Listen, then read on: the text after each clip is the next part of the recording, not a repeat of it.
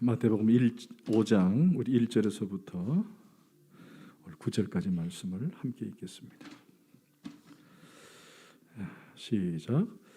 예수께서 무리를 보시고 산에 올라가 앉으시니 제자들이 나온지라 이브라를 가르쳐 이르시되 심령이 가난한 자는 복이 있나니 천국에 그들이 것이며 애통한 자는 복이 있나니 그들이 위로를 받을 것이며 온유한 자는 복이 있나니 그들이 땅을 기업으로 받을 것이며 의에 줄이고 목마른 자는 복이 있나니 그들이 배부를 것이며 긍휼히 여기는 자는 복이 있나니 그들이 긍휼히 여김을 받을 것이며 마음이 청결한 자는 복이 있나니 그들이 하나님을 볼 것이며 화평하게 하는 자는 복이 있나니 그들이 하나님의 아들이라 일컬음을 받을 것이며. 아멘. 기도하시겠습니다.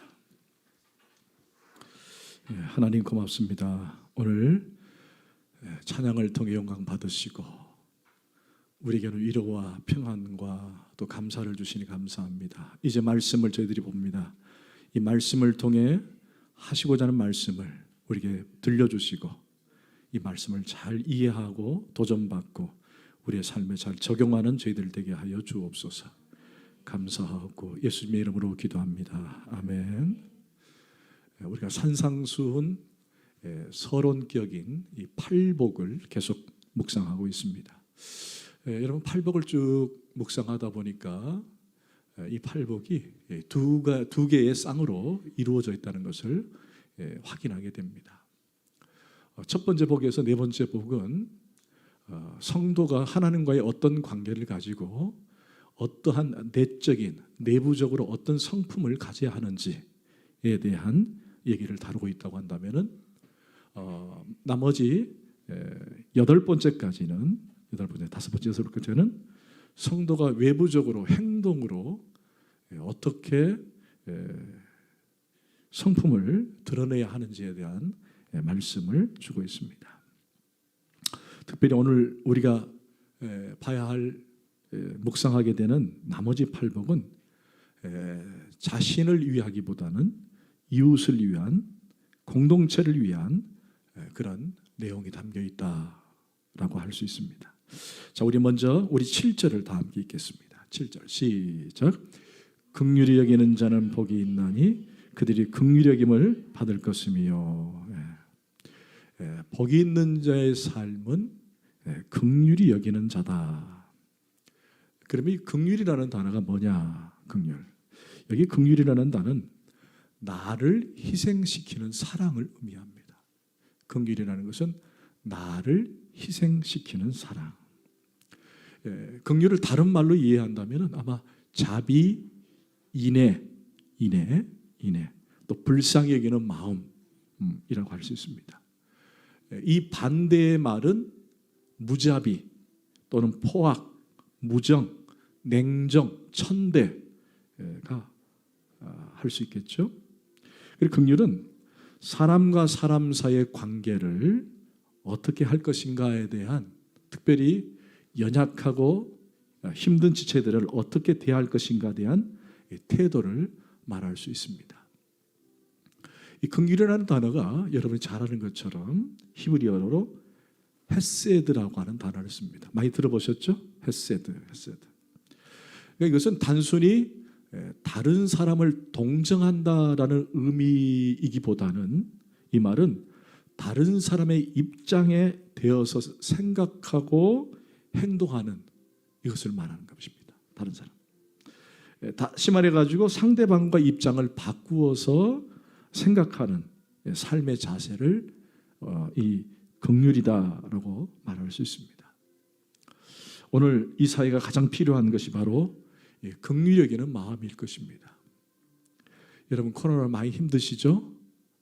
무척 어려울 것입니다.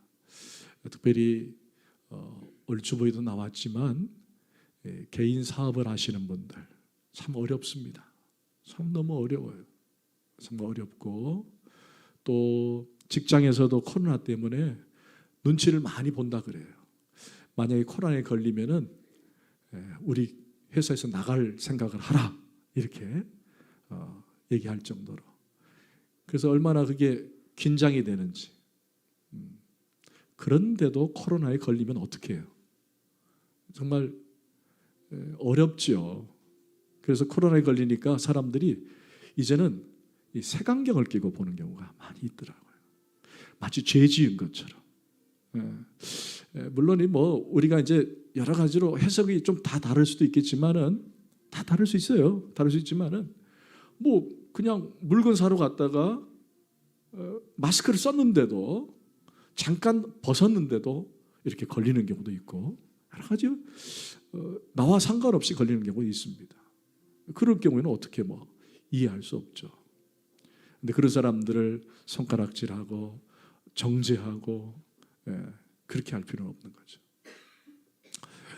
제가 아는 목사님이 코로나에 걸렸는데, 이 코로나에 걸려가지고 2주간 이제 격리를 하고 당연히 이제 복귀를 하셨습니다. 복귀를 하셨는데, 이 코로나를 걸려서 격리하고 2주간 교회 목회를 할 수가 없었어요. 목회를 할 수 없었는데 어느 어르신 집사님이 자신이 지금 힘든데 신방 안아줬다고. 지금 코로나 때문에 격리되어 있는데 자신이 힘든데 왜 안 오셨냐. 그래, 이만저만해서 못 갔다 그러니까, 그러면 코로나 끝나고도 와야 되는데 왜 안 왔냐고. 막 화를 내고 짜증을 내고 교회를 안 나오는 분이 계신다 그러더라고요. 여러분 얼마나 힘들어요, 코로나는. 여러분 한번 우리가 생각해야 합니다. 입장을 바꿔서 생각을 해보는 거예요. 입장을. 특별히 가정에서 아내는 남편에게, 남편은 아내에게 서로 입장을 바꿔서 생각해보는 그런 마음을 갖는 것이 바로 긍휼이라는 것입니다. 부모는 자식을, 자식은 부모를 한번 입장을 바꿔서 생각해보는 것, 이게 긍휼이라는 거예요. 제가 언젠가 그런 말씀 드렸죠. 영어로 이해라는 단어가 뭐죠? 이해라는 단어가 understand. 이건 2 단어가 합성된 거예요. 밑에 선다라는 뜻이잖아요. 그게 이해라는 거예요. 그러니까 이해라는 말은 뭐예요? 그 사람의 입장에 서본다. 네. 서본다는 거예요. 그게 이해라는 것입니다. 그게 이해예요. 여러분, 그런 의미에서 우리 예수님이 얼마나 귀합니까? 그분 원래 하나님이시잖아요. 그 하나님이 우리 입장이 되신 거예요. 아멘. 그분이 우리 입장이 되신 거예요. 그분이 우리 입장에 서서 우리와 같이 생각하시고, 같이 아파하시고, 같이 힘들어하시고, 그분의 사랑이 얼마나 귀한지 모릅니다. 하나님이신데 그분이 우리 입장이 되신 거예요. 그래서 우리 예수님께서 우리에게 긍휼하셨기 때문에 우리가 구원받는 역사가 이루어진 줄 믿습니다. 아멘. 그래서 우리는 이 긍휼하심을 입어서 우리 이웃들을 향한 긍휼의 마음을 가져야 한다는 거예요. 제가 이제 그런 말을 했죠. 아유, 저 사람 때문에 속 터져 죽겠어. 아, 저 사람 때문에 미쳐버리겠어. 여러분, 그럴 만한, 그렇게 말할 수 있는 자신이 아니라는 거예요. 그런 말이 나오면은 누구 앞에 서보는 거예요? 예수 그리스도 앞에 서보는 거예요. 그러면 우리가 할 말이 없는 거예요. 아무리 나에게 힘들게 하고 어렵게 하고 나를 막 화나게 한들 주님 앞에 서면은 나도 똑같은 인간이라는 것입니다. 네. 그래서 우리는 그리스도가 우리를 위해서 십자가 주신 그 긍휼의 사랑을 입어서 그 긍휼의 마음으로 이웃들을 향해야 한다라는 것입니다. 그래서 긍휼한 자는 긍휼력을 받게 된다는 거예요. 할렐루야. 긍휼할 때 긍휼하심을 얻게 되는 것입니다. 즉 위로는 주님께 받는 거예요. 위로는 주님께. 긍휼을 얻은 우리에게 주님이 또 긍휼로 보시는 것입니다. 아멘. 아멘. 자, 우리 6번째를 보십시다. 8절 시작. 마음이 청결한 자는 복이 있나니 그들이 하나님을 볼 것이며. 자, 마음이 청결한 자는 복이 있다. 즉 복이 있는 사람은 마음이 청결한 자고 그들은 하나님을 볼 것이다라는 것입니다. 어떤 목사님이 신학을 졸업하고 이제 목회를 하기 전에 산에 올라가서 기도를 했다고 합니다. 기도원에 가서 하나님, 내가 정말 하나님 만나기를 원합니다. 하나님 한 번만 음성을 들려주세요. 하나님 음성을 들려주세요. 하나님 음성 들으면 내가 힘이 날 것 같습니다. 그리고는 밤새도록 하나님 음성 들으려고 기도를 했다고 합니다. 그런데 밤이 새도록 하나님 제 이름 한번 불러주세요. 모세를 처음에 소명받아서 모세를 부렸을 때 모세야 모세야 한 것처럼 저 이름 한 번만 불러주면 내가 힘을 얻을 것입니다 라고 간절히 기도했는데 동이 틀 때까지 아무런 응답이 없는 거예요. 그래서 이거 큰일 났다. 내가 이 기도원에 내려가기 전에 하나님 음성을 들어야 되는데, 그리고는 한 번 더 간절히 눈물로 기도를 했답니다. 하나님 제발 내 이름 한 번만 불러주세요. 그런데 어디선가 자신의 이름이 아무개야 하고 부르더라는 거예요. 이제 들리는구나. 하나님 이왕 3-4번이라고 한 번만 더. 근데 또 들리는 거예요. 에이 3번만 2번 말고 3번만. 그런데 마침 저 밑에서 기도원 원장이 아무개야 밥 먹어라 라고 하더라는 거예요. 아무개야 밥 먹어라. 그러니까 하나님의 음성이 아니라 빨리 와서 밥 먹으라는 얘기였던 거예요. 밥 먹으라. 그래서 이 목사님이 하시는 말씀이 우리가 인위적으로 하나님의 음성을 듣고자 하고 인위적으로 하나님을 찾고자 하고 인위적인 방법으로 하나님을 보려고 하면은 절대로 볼 수가 없다라는 것을 깨달은 거예요. 그렇게 해서 하나님은 우리에게 보여주시는 분이 아니구나. 여러분 예수님의 제자 가운데 빌립이라는 제자가 있어요. 빌립. 이 빌립이 예수님께 뭐라고 말하느냐. 요한복음 14장에 보면은 주여 아버지를 우리에게 보여주옵소서 그리하면 족하겠나이다. 예수님의 제자들도 예수님께 아버지를 보여달라고 할 정도로 보기를 원했다는 거예요. 그래서 어떤 사람들은 하나님을 어떻게 봤다는 둥 이렇게 봤다는 둥 막 그렇게 얘기를 하기도 하고 또 열심히 기도해서 하나님 보기를 원해서 기도원에 가기도 하고 하는 그런 부류 사람들이 있을 수 있더라는 것입니다. 여러분 만약에요 우리가 그런 인위적인 방법으로 하나님을 볼 수 있다면 그분은 우리의 믿음의 대상이 될 수 없습니다. 그렇잖아요? 나는 이렇게 봤더니 하나님이 보여주더라. 이렇게 했더니 하나님 음성이 들려주더라 라고 말한다면 그분 우리 믿음의 대상이 될 수가 없다는 거예요. 여러분 우리 하나님은 영이시기 때문에 우리는 눈으로 볼 수 있는 분이 아니라는 것입니다. 어떤 분은 막 회개의 눈물을 막 흘렸더니만 그 눈망울 사이로 십자가가 보이면서 하나님이 보였더라 이렇게 간증한 분도 계세요. 그분의 간증이니까 제가 맞다 틀리다 할 수는 없지만은 그런 방식으로 하나님이 보여줄까라는 생각을 가져볼 때가 있습니다. 자 그렇다면 오늘 이 본문을 우리가 잘 이해해야 합니다. 성경은 마음이 청결하면 하나님을 볼 수 있다고 했으니까 그렇다면 이건 뭘 의미하는지를 우리가 확인해 봐야 된다는 거예요. 자 그렇다면 여기 먼저 마음이 청결한 사람인데 먼저 마음에 대해서 한번 보십시다. 마음. 여러분 마음이 어디 있죠? 마음이 어디 있습니까? 제가 이 질문을 가끔 했습니다만 가슴이 있다. 그래서 사랑하는 여인을 보면 막 가슴이 두근두근 마음이 뛴다 막 그렇게 하신 분이 계세요. 어떤 분은 마음이 어디 있다고 생각하면 머리에 있다고 생각하세요. 마음. 어떤 분은 마음이 없대요. 왜? 이미 이 마음을 빼앗겼기 때문에 사랑하는 여인에게 빼앗겼기 때문에 마음이 없다. 그렇게 착각 속에 사는 사람들이 있더라는 것입니다. 여러분 이 마음이라는 단어가 헬라어로 카르디아라는 단어입니다. 카르디아. 이게 뭐냐면은 이 내장 기관 중에 분문이라는 게 있어요. 분문. 이게 어디냐면 명치입니다. 명치. 그러니까 유대인들은 마음이 어디 있느냐라고 물으면은 머리도 가슴이 아니라 어디에? 명치에 있다고 생각했어요. 명치. 여러분 왜 명치일까요? 신체의 가장 중간이기 때문에. 배꼽이 아니라 명치입니다. 중간.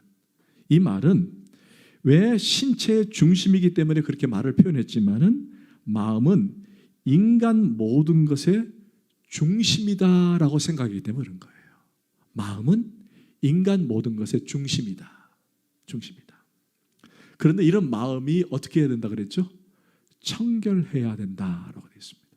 이 청결한다는 말이 원문에는 카타로스라고 되어 있어요. 카타로스. 이게 바로 나중에 영어로 카타르시스가 됩니다. 카타르시스. 여러분 무슨 뜻이죠? 세탁하다라는 뜻이에요. 세탁하다.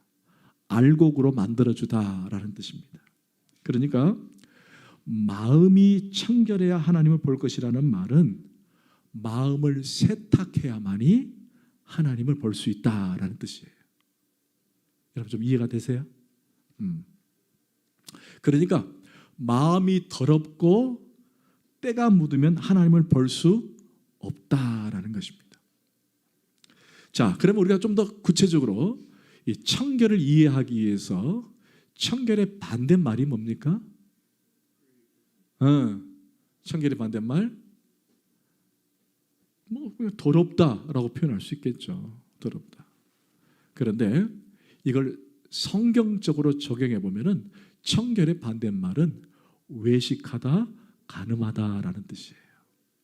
외식하다, 간음하다. 여러분, 이 외식과 간음에 공통점이 있어요. 외식과 간음은 공통점이 뭐죠? 마음이 두 개예요. 두 마음을 품는 거예요. 여러분, 외식이라는 말은 성경적으로 확인할 때에 하나님 중심의 삶이 아니라 세상과 양다리 걸쳐 신앙생활하는 것을 우리는 외식한다라고 얘기하는 거예요. 맞잖아요? 외식한다. 여러분, 간음이 뭐예요? 간음. 남자가 사랑하는 여인을 두고 다른 여인에게 마음을 품는 게 간음이잖아요. 그러니까 똑같은 공통점이 뭐예요? 마음이 갈려 있다는 거예요. 두 마음이 품고 있는 거예요. 두 마음. 그러니까 두 마음을 품고 있으면 그 마음은 순수하지 못하고 청결하지 못하다. 이걸 한마디로 마음이 더러운 마음이다. 그렇게 표현을 하는 거예요. 오래전에 어느 자매가 막 마음이 힘들어서 제게 이제 상담을 한 적이 있어요. 근데 그 이유가 뭐냐? 사랑하는 남자친구가 몰래 다른 여자를 만나고 있더라는 거예요. 다른 여자. 혹시 여러분 그런 경험을 해보셨어요? 아니, 여러분이 했다는 게 아니라 상대방이 그런 분이 계신 거 혹시 경험을 해보셨습니까?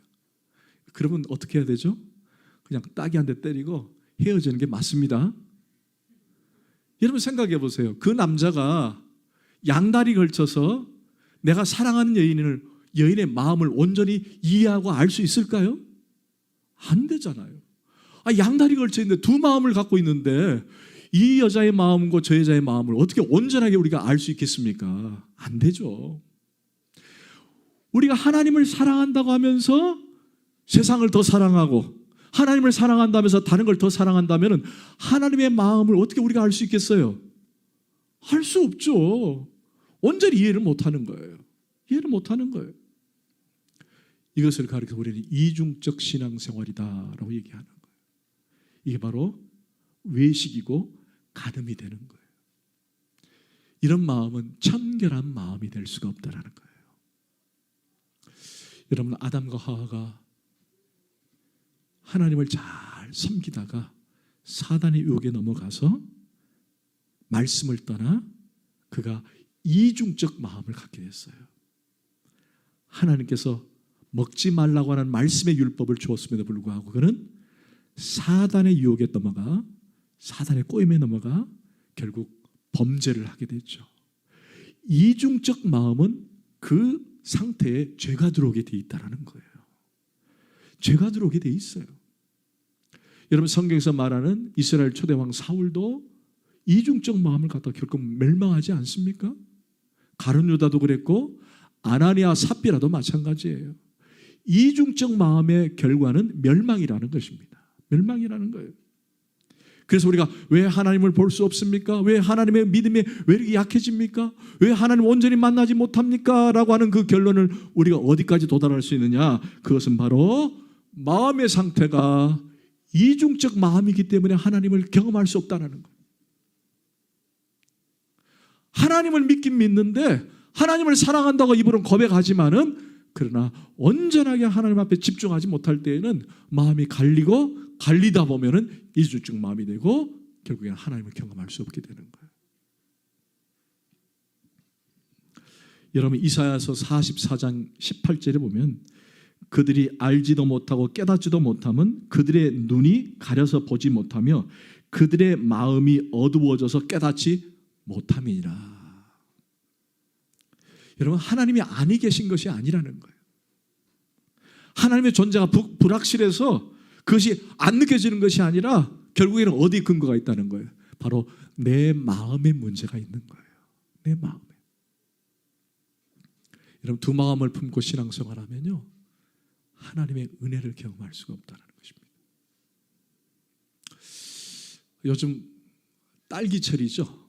요즘 뭐 시대가 워낙 앞서가다 보니까 저는 어렸을 때 딸기를 봄에 먹었는데 요즘 뭐 거의 겨울에 먹습니다. 겨울. 그래서 봄쯤 되면 진짜 오리지널 딸기가 딱 나오면은 이 맛이 딱 잃어버리는 것 같아요.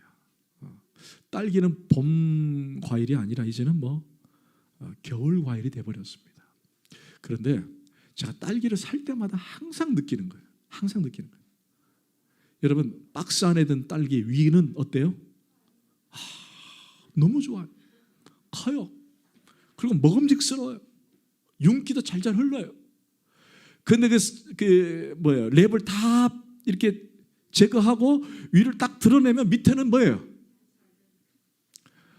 막 깨지고 상한 게 막 있어요. 그리고 딸기 살 때는 아예 그냥 조금 비싸더라도 아예 비싼 게 나아요. 아주 웅장하게 겉보고 야 이거 맛있겠다라고 사면은 밑에는 전부 다 하품이에요. 이건 그것은 이중적 마음이에요. 저희 교회에 가끔 이렇게 과일을 주시는 우리 집사님이 계세요. 한 번은 그 집사님이 성한 배를 이렇게 쭉 교회에 이제 목사님 드리려고 갖고 오셨는데 거기 밑에 보니까 쪽지에 고린도전 13장 믿음, 소망, 사랑에 대한 그 글귀를 써가지고 이렇게 넣어놨더라고요. 여러분 그분은 어떤 심정으로 그걸 넣어놨을까요? 이 상품을 믿으라는 거예요. 믿으라는 거예요. 이 상품에 대한 자부심과 확신이 있더라는 거예요. 아냐 다를까 정말 맛있었어요. 여러분 적어도 믿음의 사람들은 그래야 된다는 거예요. 두 마음을 나눠서는 안 된다는 거예요. 내가 하나님을 사랑한다고 하면서 세상을 사랑하고 겸해서 사랑할 수가 없다는 거예요. 이웃들을 대할 때도 마찬가지입니다. 그런 심정으로는 두 마음이기 때문에 결국 상대방에 상처를 줄 뿐만 아니라 아픔을 줄 수밖에 없는 거예요. 여러분 그렇다면 마음을 청결할 수 있는 방법이 뭘까? 여러분 마음을 청결할 수 있는 방법 첫 번째 가장 중요한 조건 그것은 바로 오직 예수 그리스도의 피밖에 없는 줄 믿습니다. 아멘. 나의 죄를 씻기는 예수의 피밖에 없네. 할렐루야. 오직 그리스도의 보혈밖에 없어요. 우리가 마음이 청결하기 위해서는 그리스도 피밖에 없습니다. 그분의 피를 의지하며 나가는 거예요. 그리고 또 하나 뭐냐? 바로 마음에 청결하기 위해서는 아버지께 가까이 가는 거예요. 하나님께 가까이 가는 거예요. 여러분 요즘 막 눈이 많이 와서 눈이 많이 내려가지고 눈이 많이 오면 참 좋아요. 하얀 인간의 마음이 시커매가지고 눈이 오면 너무 좋아요. 근데 눈이 좋긴 좋은데 아유, 이 눈이 녹기 시작하면은 영 아닌 것 같아요. 특별히 차 위에서 눈이 녹기 시작하면요, 차가 그냥 엉망장애. 특별히 하얀 차들 얼마나 시커멓고. 여러분, 그러면 어떻게 해야 됩니까? 그대로 1년 내내 달립니까? 그런 분 계세요? 아니죠. 여러분, 차가 더러워지면 어디로 갑니까? 그렇죠. 세차장에 가야 되는 거예요. 여러분, 우리가 얼굴이 막 눈곱이 끼고 막 얼굴이 막 더러우면 어디로 가야 돼요? 물수건 찾아서 닦습니까? 아니잖아요. 적어도 목욕탕을 가든지 세면장을 가야 되는 거예요. 우리의 마음이 청결해지기 위해서는 어떻게 해야 되느냐? 하나님께 가까이 가는 거예요. 하나님께 가까이 가야만이 우리의 마음이 청결하게 되는 것입니다. 할렐루야. 그래서 야고보서 4장 8절에 하나님을 가까이 하라. 그리하면 너희를 가까이 하시리라. 아멘. 아멘.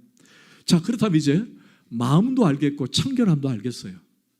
그러면 하나님을 본다는 것은 뭘까? 하나님. 여러분, 하나님을 보고 싶으세요? 아멘. 네.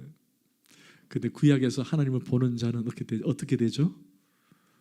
안타깝게 죽습니다. 인간은 하나님을 볼 수가 없다라는 거예요. 하나님 음성 듣는 것도 죽음이었어요. 그렇다면 이런 하나님을 볼 수도 없는데 왜 예수님은 하나님을 보도록 하겠다라는 것일까? 왜 마음이 청결한데 하나님을 본다라는 말을 했을까? 하나님을 보면은 죽는데 왜 우리에게는 본다라는 개념을 허락하셨을까? 여러분, 먼저 물을게요. 우리가 하나님을 보고 싶다고 해서 볼 수 있는 분이 아닙니다. 왜? 하나님은 우리 인간의 몸처럼 어떤 형체로 우리에게 오시는 분이 아니기 때문에 그래요. 딱 한 번 있었어요. 딱 한 번. 뭐죠? 그렇죠. 바로 예수 그리스도십니다. 하나님이 인간의 몸을 입고 오신 그 사건, 성육신의 사건, 그 딱 한 번이에요. 그냥 그 이유는 없습니다. 뭐 여기서 내가 하나님이다, 저기서 내가 하나님이다, 전부 다 거짓말인 거예요. 왜? 우리 하나님은 영이시기 때문에 누구도 볼 수 없습니다. 그런데 오늘 본문에는 뭐라고 되어 있어요? 하나님을 볼 것이다 라고 얘기하는 거예요. 여러분, 하나님을 우리는 성령이다라고 표현을 합니다. 여러분, 성령을 히브리 말로 르아흐라 그래요. 르아흐. 헬라 말로는 푸뉴마라 그래요. 많이 들어보셨을 거예요. 푸뉴마. 이 뜻이 뭐냐면은, 자, 따라합시다. 바람, 공기. 네. 성령을 다른 말로 바람이다라고 표현을 합니다. 여러분, 바람이 눈에 보입니까? 안 보이죠? 내가 막 바람을 만들고 싶어요. 내가 막 공기를 만들고 싶어요. 그런데 보이지도 않고 만지지도 않습니다. 그런데 바람은 존재해요, 안 해요? 존재합니다. 여러분, 공기는 존재합니까, 안 합니까? 존재하죠. 여러분, 공기가 존재하니까 지금 숨을 쉬고 있는 거예요. 그렇죠? 자, 그러면 바람의 존재를 우리는 느낄 수가 있습니다. 언제 느낄 수 있을까요? 바람이 불면은 그 바람이 내 뺨을 때릴 때에 아, 바람이 있구나라는 걸 이해할 수 있습니다. 또 그렇죠.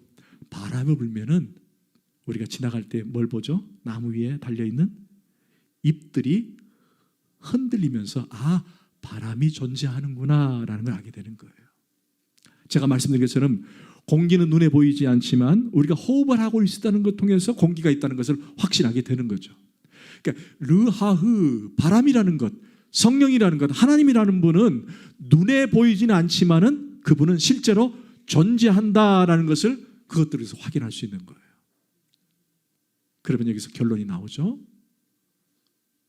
우리 하나님을 본다라는 말은 내가 눈으로 시각적으로 그분의 형체를 본다라는 의미가 아니라 그분이 나에게 역사하심으로 그분을 경험한다라는 뜻이에요.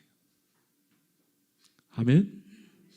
그분을 경험하는 거예요. 여러분 신앙생활하면서 믿음 생활하면서 내가 그분을 직접 눈으로 짱 하고 볼 수는 없지만은 그분이 나에게, 내 자녀에게, 내 남편에게, 우리 교회에 역사하실 때에 하나님이 하셨구나라고 고백되어지는 것, 그것이 바로 하나님을 보는 거예요. 맞지 않습니까? 마치 바람이 잎사귀를 흔들어대는 것처럼 하나님을 경험할 수 있는 것, 하나님이 경험되어지는 것, 그것이 바로 하나님을 보게 되는 거예요. 아멘. 여러분 성경 하나 찾고 그 다음으로 넘어갈게요. 욥기입니다.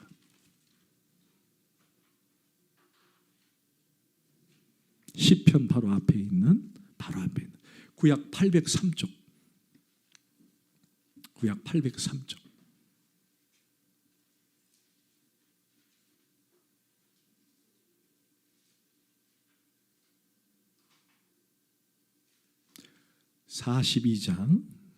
구약 803쪽 42장 4절에서부터 우리 5절까지만 우리 큰 소리로 다 같이 읽겠습니다. 시작. 내가 말하겠사오니 주는 들으시고 내가 주께 묻사오니 주여 내게 알게 하옵소서. 내가 주께 대하여 귀로 듣기만 하였사오나 이제는 눈으로 주를 아멘. 뭘로 주를 뵙다고요? 여러분 이 욥의 고백이 뭐예요? 주님을 직접 눈의 현상으로 봤다라는 것이 아니라 그동안 많은 시간과 세월 속에서 하나님을 경험되어지는 것, 하나님이 경험되어진 것. 여러분 욥이라는 사람이 얼마나 큰 고난 가운데서 그 어려움을 겪었습니까? 그럴 때마다 친구들이 와서 위로한다는 것이 혹시 네가 죄를 지은 것 아니냐라고 계속 퍼부어댔지만은 결국 욥은 하나님을 원망하지 않고 오히려 하나님을 더 경험하게 됩니다. 하나님의 은혜를 더 경험하게 되는 거예요. 그래서 하나님의 은혜를 역사하심을 경험하게 되자 그가 고백하는 것이 전에는 내가 주를 귀로 듣기만 했지만은 내가 실제로 실체신 하나님을 내가 눈으로 보는 것이 아니라 그 경험되어진 그 사건, 내게 주신 그 은혜의 그 사건, 그것들이 마치 실체인 것처럼 내가 보게 되는 역사가 있게 되더라는 것입니다. 할렐루야. 사랑하는 성도 여러분, 하나님을 보게 되기를 축원합니다. 하나님을 경험되어지기를 축원합니다. 그 은혜를 만나고 은혜를 경험한 사람들은 이렇게 고백하는 거예요. 내가 하나님을 보았습니다. 아멘. 우리 모두에게 이런 은혜와 도전이 있기를 축원합니다. 아멘. 자, 9절을 보십시다. 9절 시작. 화평하게 하는 자는 복이 있나니 그들이 하나님의 아들이라 일컬음을 받을 것이다. 자, 복 있는 자는 어떤 삶을 살죠? 화평하게 하는 자입니다. 여러분 정상적인 사람은 모두가 화평을 원할 것입니다. 자, 저를 잠깐 볼까요? 제가 지난주에도 말씀드렸지만은 이 시대에 예수님께서 말씀하신 그 내용들을 보면은 모두 다 역설적인 거였어요. 여러분 온유한 사람이 땅을 차지할 수 있다? 이 시대로 말한다면 있을 수 없는 얘기잖아요. 그런데 오늘 본문에도 보니까 화평케 하는 자가 하나님의 아들이라 일컬음을 먹겠다. 이때의 논지는요, 화평이 아니라 뭘로?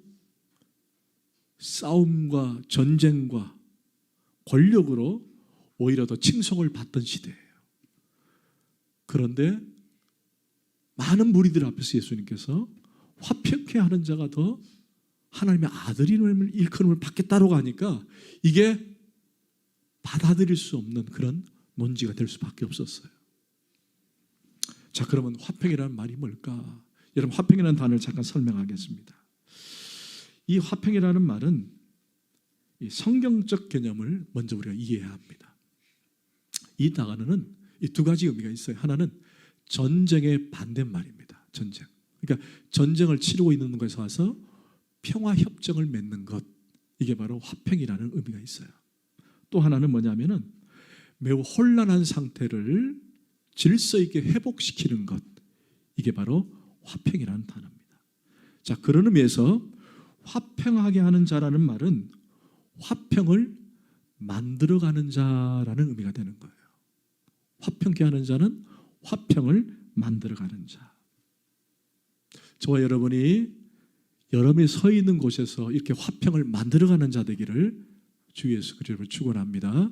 아멘. 자, 그렇다면 이 화평을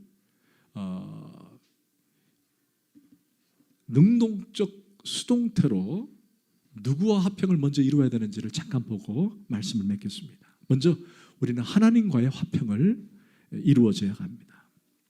여러분, 어떻게 우리가 하나님과 화평을 누릴 수 있겠습니까? 그런 자격도 없죠.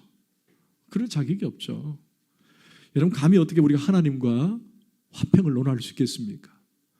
우리 하나님께서 일방적으로 우리를 화평하게 하시지만은 감히 죄인인 우리가 어떻게 감히 하나님과 화평할 수 있겠어요? 그러나 우리가 부모님과의 관계에 있어서도 화평을 누려 하는 것처럼 우리 영적인 아버지 하나님께도 화평을 힘써야 한다라는 것입니다. 여러분, 하나님은 우리의 몸짓 하나하나도 다 사랑하고 계시는 줄 믿습니다. 그 작은 것에서도 하나님의 사랑을 느낀다고 한다면 우리는 하나님께 화평하도록 힘써야 하는 거예요.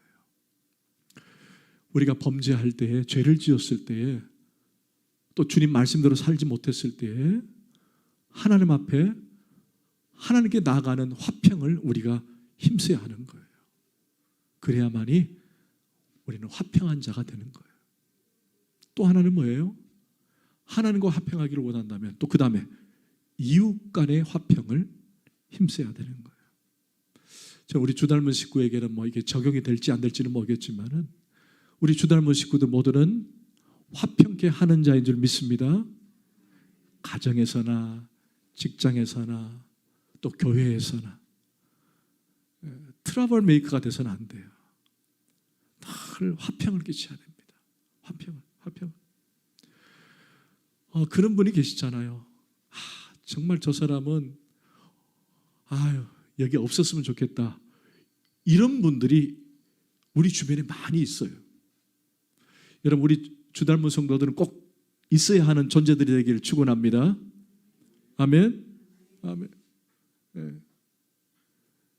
여러분, 어디든 간에 화평하는 자가 돼야 돼요.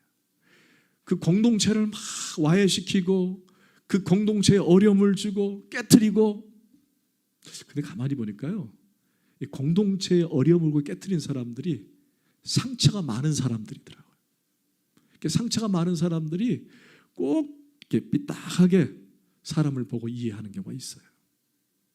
먼저 하나님 앞에 치료를 받고 회복하고 그런 역사들이 있어야 합니다. 여러분, 우리는 이웃과의 관계에서 화평을 누리고 화평을 해야 합니다. 적어도 그런 사람들이 돼야 돼요.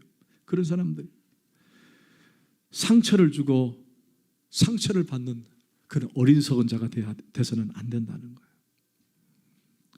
여러분, 그러면 이런 화평케 하는 자가 결국에는 하나님의 아들이라고 일컬음을 받게 됐다라고 설명하고 있습니다.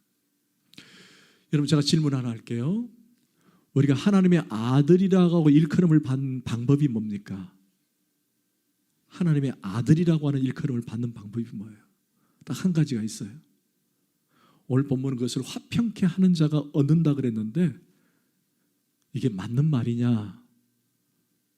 여러분, 맞아요? 아니죠. 하나님의 자녀가 되는 것은 화평케 해서 되는 것이 아닙니다. 아니에요. 아닙니다. 그럼 만약에 성경을 우리는 다시 구원론을 다시 봐야 돼요. 근데 오늘 본문을 보니까 화평하게 하는 자가 복이 있나니 그들이 하나님의 자녀라고 일컬음을 받겠다. 아들이라고 하는 일컬음을 받겠다. 그럼 이게 말이 다르게 이해할 수밖에 없는 거예요. 여러분, 우리가 하나님의 자녀가 되는 것은 화평케 해서 자녀가 되는 것이 아닙니다. 뭐예요? 오직 예수 그리스도를 믿음으로 하나님의 자녀가 된 줄 믿습니다. 아멘. 믿음으로 자녀가 되는 거예요. 그런데 오늘 보니까 하나님 안에서 우리가 화평케 해야만이 하나님의 아들이 될 수 있다라고 설명하고 있습니다. 여러분, 이 말은 그런 뜻이 아니죠. 그래서 이 말을 잘 이해해야 합니다. 죄송합니다.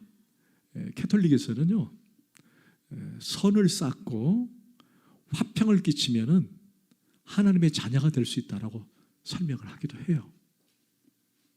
그러나 성경에는 그렇게 말한 적이 없습니다. 성경은 절대적으로 말해요. 뭐예요? 오직 예수 그리스도를 믿는 믿음으로 하나님의 자녀가 되는 권세를 얻는 거예요. 할렐루야. 아멘. 그러면 화평케 하면은 하나님의 아들이라고 일컬게 받겠다는 말은 뭘까?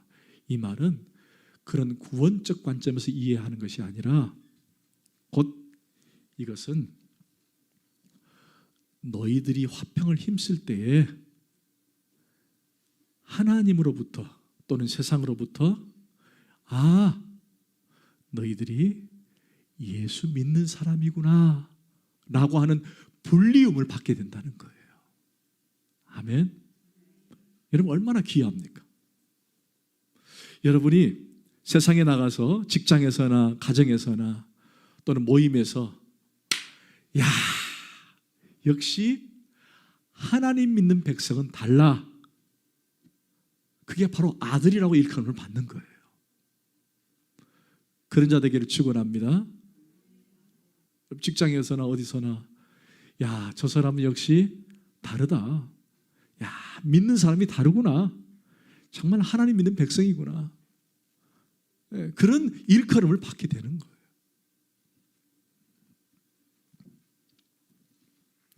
어떤 아빠가 자기 집 뒷마당에서 왁작지껄 싸우는 소리가 들렸습니다. 뒷마당에 가보니까 자기 딸이 친구 몇 명과 함께 놀고 있었는데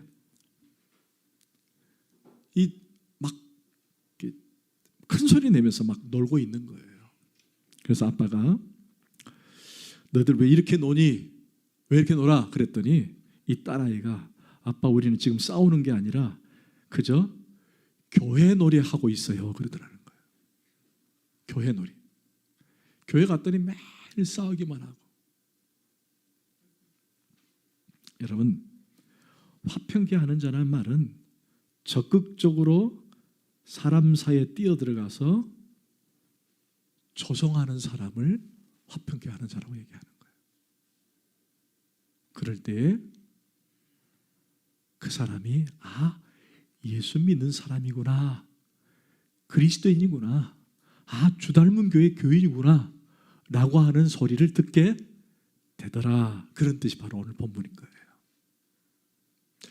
여러분, 샬롬이라는 단어 참 좋아하시죠? 샬롬. 우리 옆에 분에게 샬롬 한번 해보십시다. 샬롬. 무슨 뜻이에요? 평안을 주노라. 평안. 근데 이게 유래가 있습니다. 여러분, 유대인들이 이 단어를 참 좋아해요. 샬롬, 샬롬.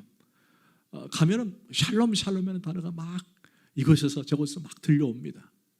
근데 이 샬롬이라는 단어가 원래 어떤 의미로 그들 가운데 불려졌냐면, 제가 이들이 이스라엘 역사를 쫙 보면요, 이스라엘은 항상 우리나라처럼 핍박을 많이 당했던 나라예요.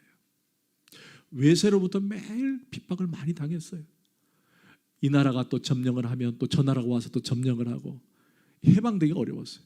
그게 무려 근대까지 왔잖아요. 독립한 지가 얼마 안 됐거든요. 끊임없이 외세로부터 침입을 받고 늘 힘들었어요.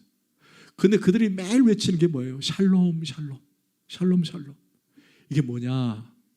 나는 너희들에게 평안을 줄 수 없지만 너희들이 우리에게 평안을 줘야 된다라는 그런 개념이었어요. 그들이 샬롬 하는 말은 나는 너에게 평안을 줄 수 없다, 너희들이 나에게 평안을 줘야 된다라고 그렇게 생각했던 단어가 바로 샬롬이었어요. 샬롬. 그러나 오늘 예수님께서 화평케 하는 자라는 말은, 이것은 너희들이 나에게 평안, 화평을 주는 것이 아니라 내가 여러분들이 이웃들에게 평안을 줘야 한다라는 개념으로 들려준 거예요. 여러분 다르지 않아요? 남이 나에게 평안을 주는 것이 아니라 내가 이웃들에게 평안을 줘야 된다라는 것을 선언하고 있다라는 것입니다. 여러분, 이런 차원에서 본다면은 화평의 원인을 이웃에서 찾는 것이 아니라 나에게서 찾아야 된다는 거예요. 그 놀라운 사건이 어디 있었습니까? 그렇죠? 십자가에 있었던 거예요. 십자가는 예수님 자신이 죽음으로 그 평안을 주신 사건이라는 거예요. 할렐루야. 너희들이 나에게 평안을 줘야 된다라는 개념이 아니라 내가 죽음으로, 내가 십자가를 짐으로, 십자가에 달려 죽음으로 너에게 평안을 주겠다. 그래서 예수님께서는 늘 평안을 너에게 주노라. 아멘. 그럴 때에 우리 안에 그리스도가 드러나고 우리 안에 믿음이 드러나고, 야, 정말 예수 믿는 사람 다르구나. 혹시 교회 다니십니까? 네, 교회 다닙니다. 역시 당신은 다릅니다. 바로 일컬음을 받게 되는 거예요. 할렐루야. 아멘. 아멘. 저는 우리 주닮은 식구들이 오늘 이 말씀을 붙들고 이번 한 주간도 거뜬하게 승리해서 정말 천국 백성답게 천국 백성의 삶을 살아드리는 복된 삶이 되기를 간절히 축원합니다. 아멘. 기도하십시다.